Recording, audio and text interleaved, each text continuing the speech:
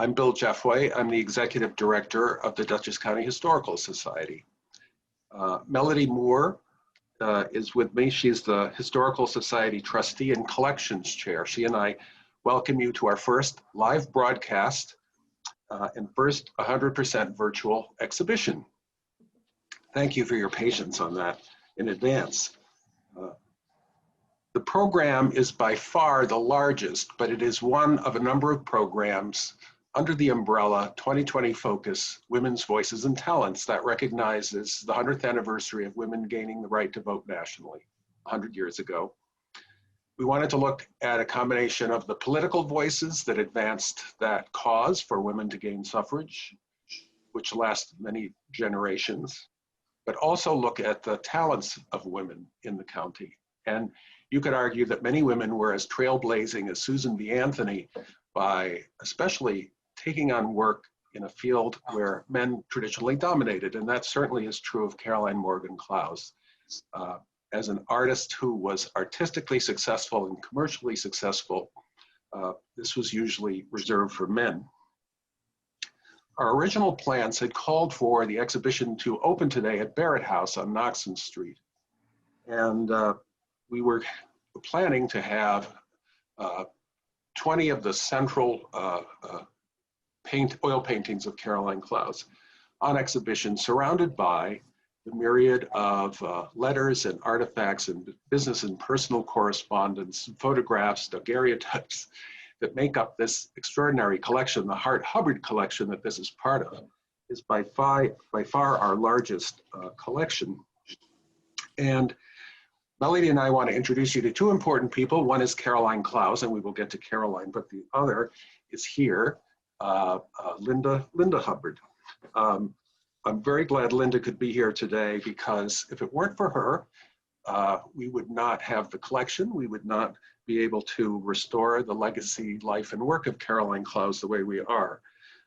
She and her husband, E. Stewart Hubbard, are the donors of this large collection, but Linda was really in particular the driving force who made the decisions to organize and carefully reach out and gift the relevant pieces. And some went to the Dutchess County Historical Society that related to Dutchess County.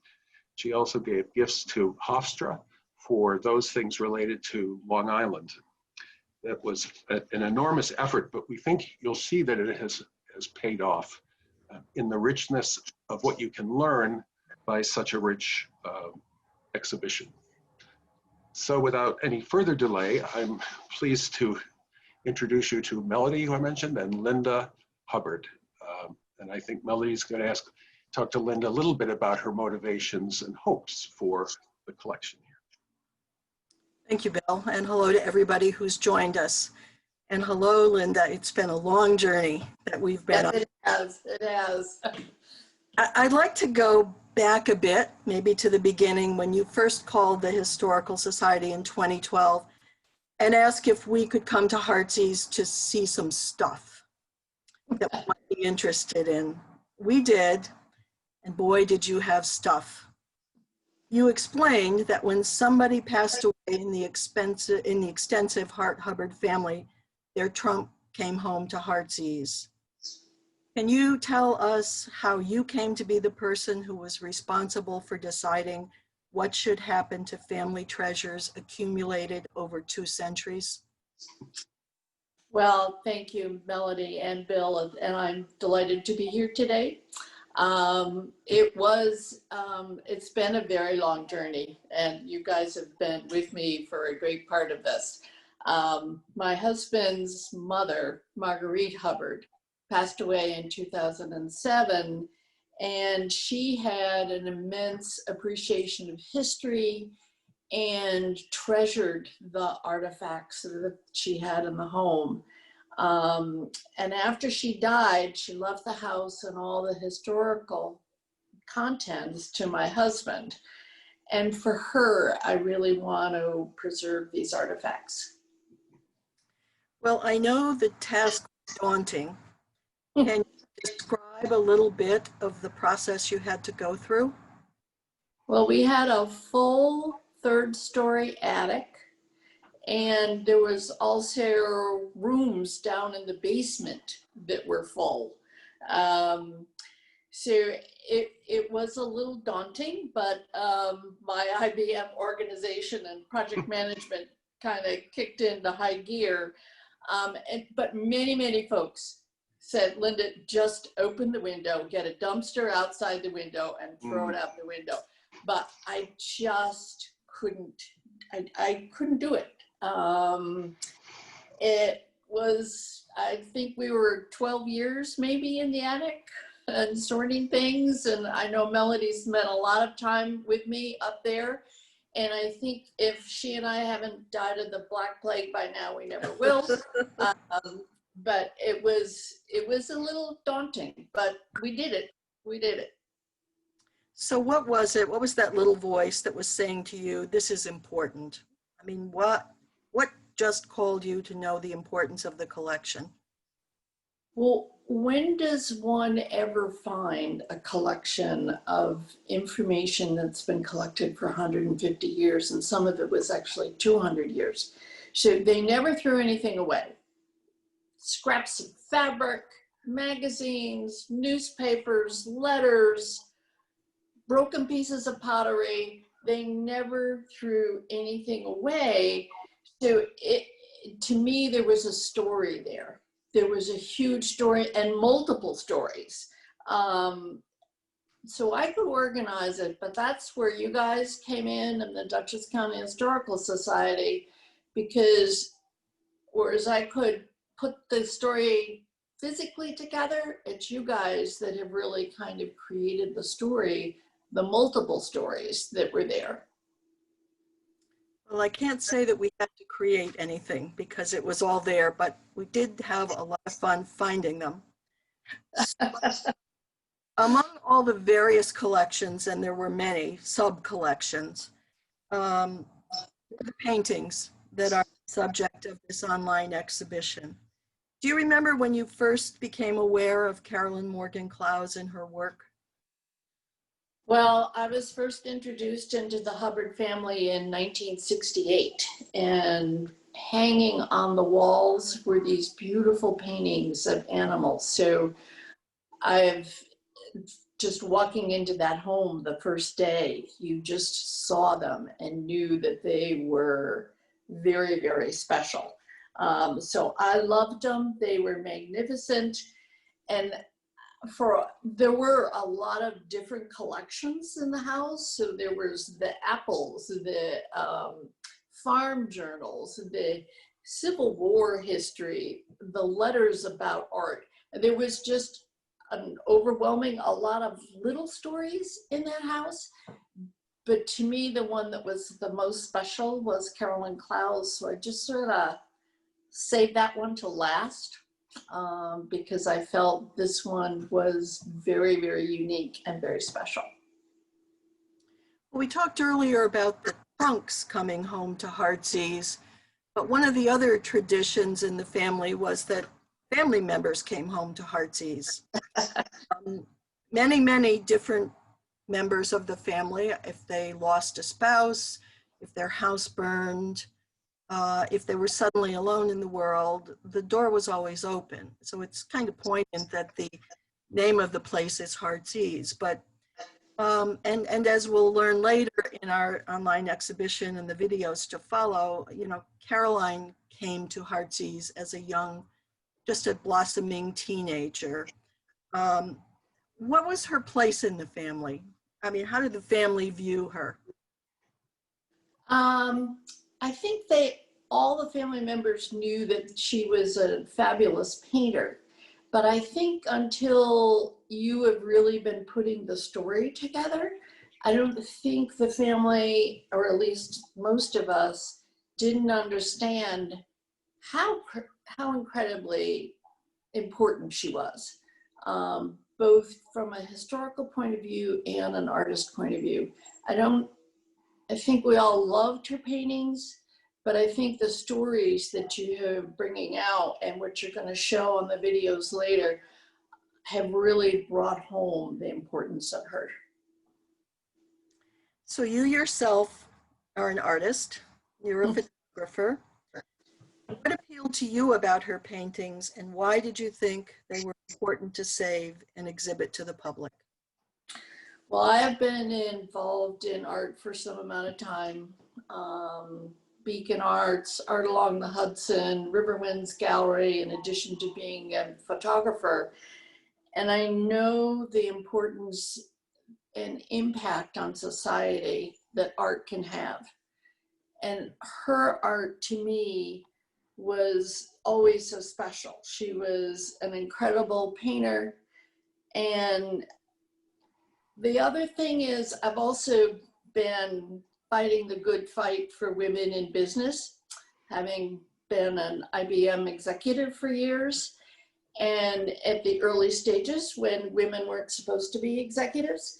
So I think she is important to me both from an art point of view and a women as a painter point of view, because she fought that good fight and she worked hard on getting her art out there. And I think she would be delighted now that her story is finally coming out. So we're calling our exhibit Rediscovering an Important 19th Century Artist. Why do you think she and her paintings have been forgotten? Well, you know, back in the days of the Hudson Valley School of Painters, a lot of those men painters, they had promoters. They had somebody writing them press releases and getting the word out and finding customers, and women just did not have that. So I think it's time that we did promote our incredible women painters, and especially the ones right here in Dutchess County that have been overlooked. So I think it's extremely important. So in wrapping up, can you share with everyone what you think her legacy is and what your hopes are for the future now that she's been rediscovered? Well, I think as people listen to her stories and what you're going to tell about the struggles that she did, I think she was a woman who, against great odds, created lasting images of an era, of animals, of life. And I hope as people learn about her and see her artwork, they will get a sense of beauty and resilience. And also her courage to go forward should be an inspiration to all of us. Well, on behalf of the Historical Society, Linda, we can't thank you enough for bringing these to us and through you bringing them to the public. Is there anything else you'd like to add before I turn it back to Bill? Well, I really hope people will take the time to listen to the stories that you have put together, because it is a fascinating story of death and almost abandonment, and then really kind of creating something that is just magical. So I do hope everybody listens, and I thank you all for tuning in today. And also I thank Bill and Melody and all the work that the rest of the team also in the Historical Society has done. So thank you. Bill? Thank you. That's wonderfully put. Thank you, Linda. I think next what Melody and I would like to do is just comment on an overview of the online exhibition, and Linda may have comments as well. But the main exhibition page on our website, dchsny.org/rediscovering Caroline with a hyphen, explains that the exhibition is so rich that we have split it into 4 chapters that'll be launched every 2 weeks. And today we're looking at chapter 1, Caroline's early life.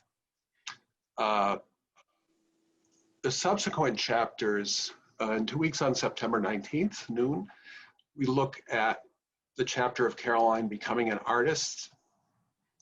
The 3rd chapter on October 3rd involves really taking a detailed look at her work. And the last looks at her death and legacy, both its demise and its resurrection. Today, with the launch of our 1st chapter, on early life. We have a number of subchapters, and it really, this is the period of her life from birth to when she, at age 13, she moved to the house that Linda's been talking about, Heartsease. So this looks at the first 13 years of her life, because it started out with the marriage of her parents being what we're calling a union of promise, because both Caroline's parents' families were so well known and highly regarded in Hempstead. Caroline's mother in particular was a minister's daughter, which placed certain expectations on her. We see a letter in which she scolded for thinking about going to a ball, for example. But when Caroline's only one, the decision is made that her parents and slightly older sister go off to the woodlands of Sullivan County. And that ends up taking a tragic turn when, really only after having been there a year, Caroline's mother dies from consumption. Caroline's only one when that happens, so she's immediately exposed to her father as a single parent, and he is, I think most people at the time politely described him as eccentric or well-intentioned. That period becomes very difficult for a young girl or anyone, and we call it an unraveling. And it's really only put to an end when Caroline is relocated to Heartsease. But if you go online, you'll see some of the images. The amazing thing, I think, is that the church in Hempstead where they were married, Caroline's parents were married, is still there. And there's a black and white photograph here from the 1930s, would have been a century after the wedding. But it is a most beautiful church. And it was actually a church created by, the fundraising and building of it was overseen by Caroline's grandfather, maternal grandfather. We don't have an image of, we don't have a photograph of Caroline's mother. On the left, we have a silhouette of her. It's labeled very clearly under, and the image of her father we have is only of him much later in life. But Caroline's parents were Elizabeth Ann Hart and William Jones Clowes, and they were both living in Hempstead. We talk a bit about the Hart family. This is Caroline's maternal grandfather, and how they were early settlers in Connecticut, 17th century, 1600s, as were the Halls. So her maternal grandparents really had very long roots in Connecticut. On her father's side, the ancestor Samuel Clowes really is the guy, and he arrives in 1697 and is settled in Jamaica, Queens by 1712.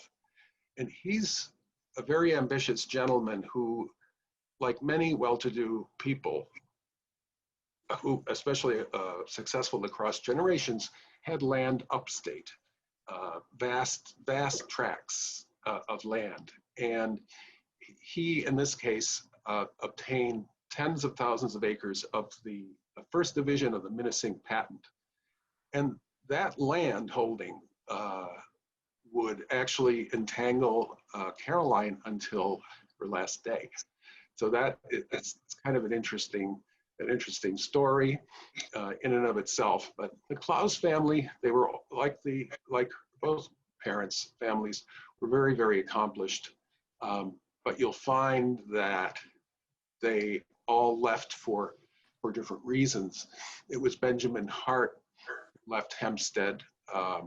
This would become he would become Caroline's surrogate father in 1837 to build the house that Linda was talking about.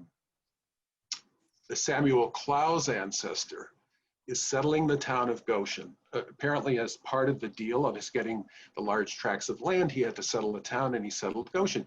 But he did it while living in Hempstead. He carried on important county jobs in both Queens County in Jamaica and in Orange County in that instance. And this is the area up here in Sullivan County where William and Elizabeth take a young 1-year-old Caroline to live in a very rugged and basic shared house. That is a drawing of the house made by Caroline's mother. The next chapter looks at what we know about Elizabeth Hart, minister's daughter. She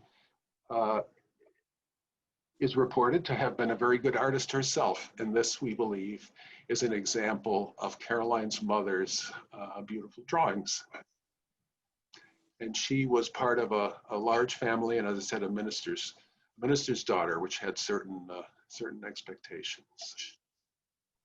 Can I see if Linda or Melody, do you want to say anything to those you're points? doing fine. Keep on going.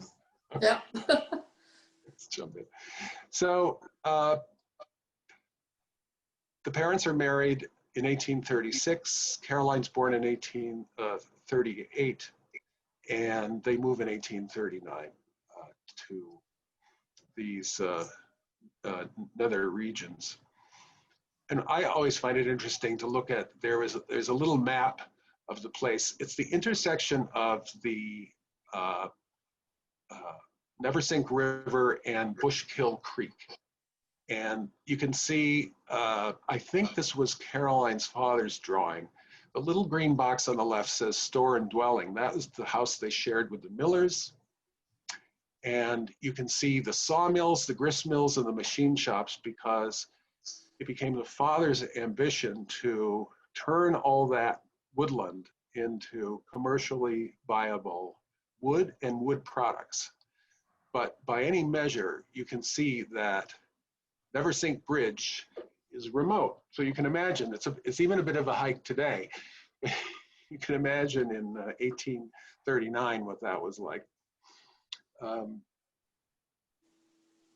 But I believe consumption was the leading cause of death then, called the wasting disease, because it took time and it took energy, and people appeared white and pale, and it actually was so common that it became frequently portrayed in literature. So you'll find, whether they're subjects of books or subjects of art, the notion of this wasting disease, it's almost like these people have some sort of extra spiritual dimension because they have this iconic disease that took the life of people like Keats, Henry David Thoreau, and Chopin, and Jane Austen.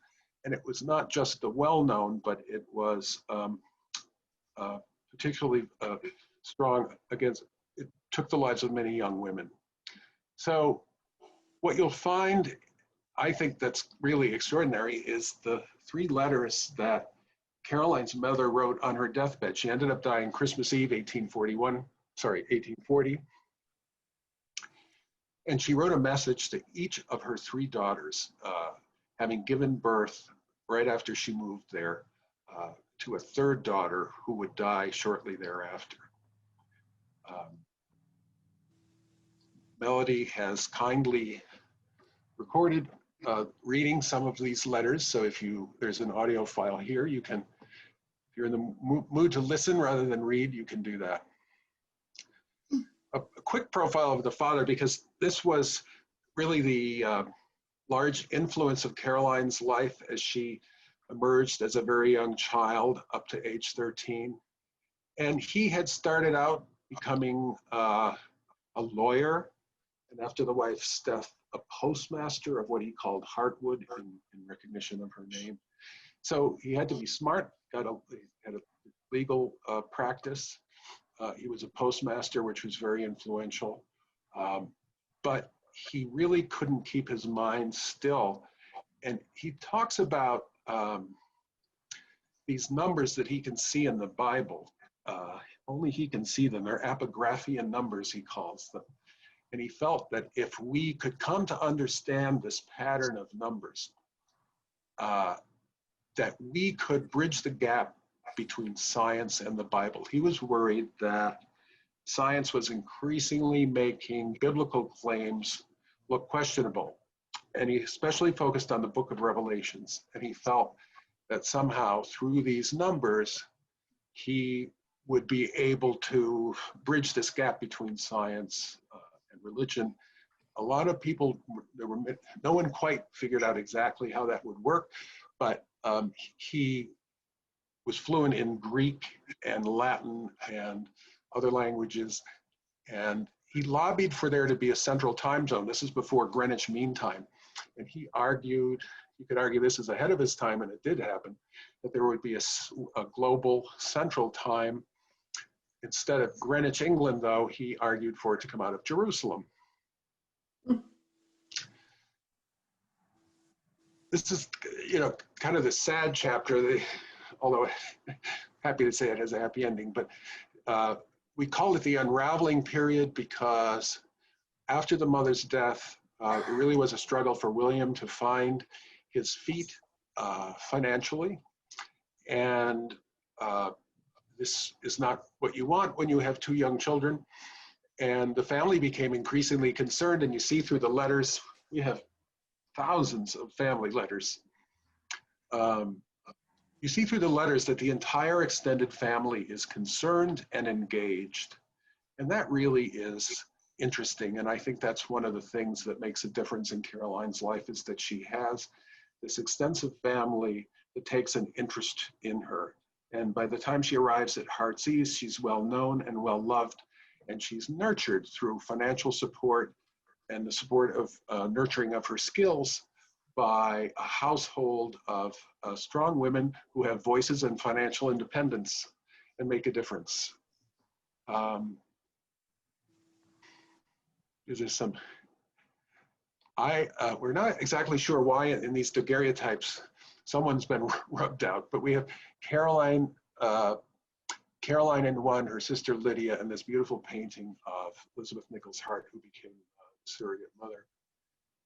We have had a lot of research help from our board director, Rob Doyle. It's been extraordinary. Candy Lewis, board director, editor of the yearbook.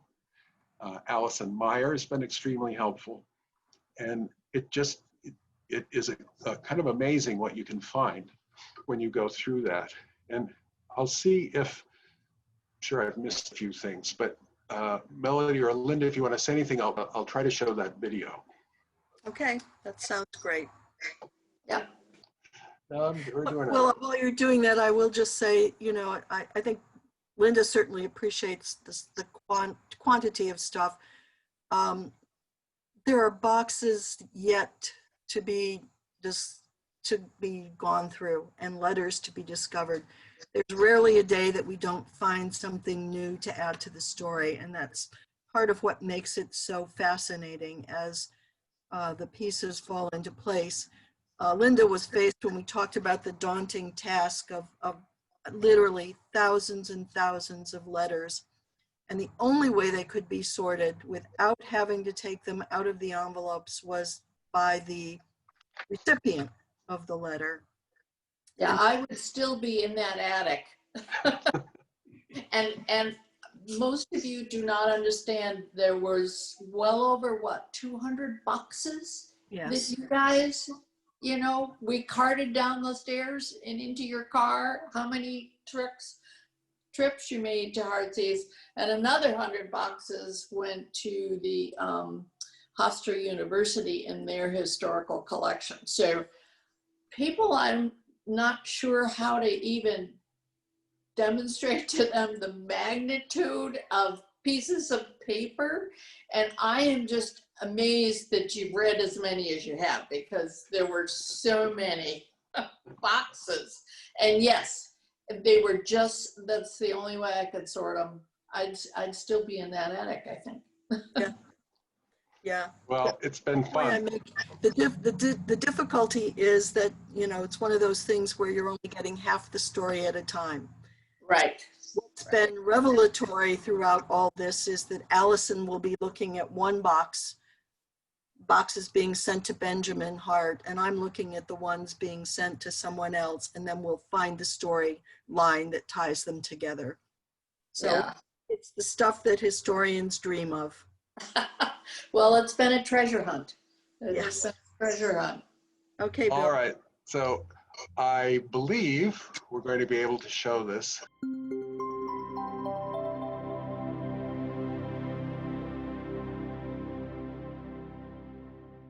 Hi, my name's Bill Jeffway. I'm the director of the Dutchess County Historical Society. The woman featured in our exhibition, Caroline Clowes, excelled in a field at a time where artistic and commercial success was reserved for men. Born in 1838 and only 13 years old when she received her first drawing books as a Christmas present at her LaGrange home.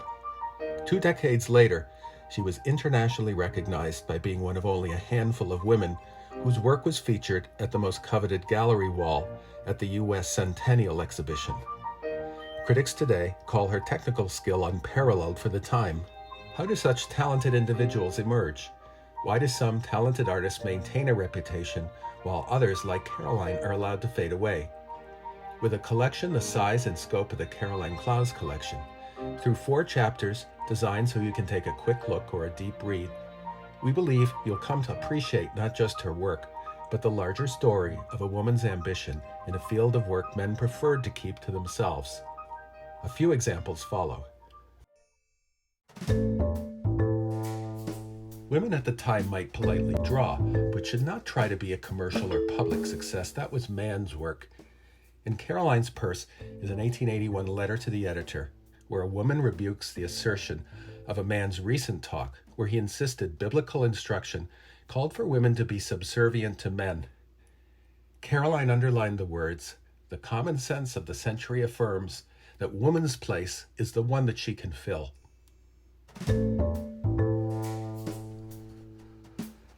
Lydia Clowes, the slightly older sister of Caroline, writes to Caroline on the topic of marriage. "You say you're wedded to your easel. What do you intend doing when you make yourself mistress to it?"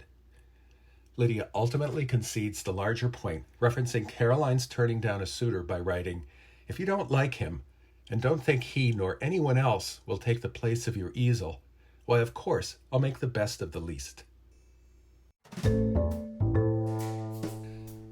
Caroline's father's mind was filled with what the family called notions. He lobbied anyone who would listen through every means possible to embrace what he called apography in numbers, numeric patterns in the Bible that he alone could see, that would transform how we live if we use them to guide our decisions, including timekeeping. Caroline's work appears to be at the other end of the spectrum, qualitative, natural, feeling not numeric. And yet when you look at her books, sketches, and notes, you see a good deal of science and quantitative analysis related to the location of the sun, shading, and coloring. In 1850, in their early teenage years, Caroline and her sister Lydia, who was 2 years older, left their father in remote Sullivan County to be raised by extended family. Lydia relocated to family in Virginia, writing to Caroline as the Civil War came increasingly into view that she lived between Washington, D.C. and Richmond, a city she frequently visited which would be completely destroyed by the end of the war. Lydia wrote that she grieves over the election of Lincoln. She learned to use a revolver and load a double-barrel shotgun. At the same time, by contrast, Caroline moved to her late mother's brother's home in LaGrange, Dutchess County, a county that lost many to the deadly war, but was geographically distant from fighting, allowing Caroline to continue lessons from the highly regarded French artist Frederic Rondel, who had been attracted to Poughkeepsie, then known as the City of Schools. In Caroline's great work, life, legacy, and example, if we listen, what do we learn? How does a great talent from a small farm come to be internationally recognized? Why do some persist against all odds and countervailing forces to make their dreams come true? Who's worth remembering? Who's allowed to fade away? We believe Caroline Morgan Clowes is worth rediscovering and is a legacy worth maintaining for all to see. We hope you'll agree. Please post your comments and questions. Enjoy.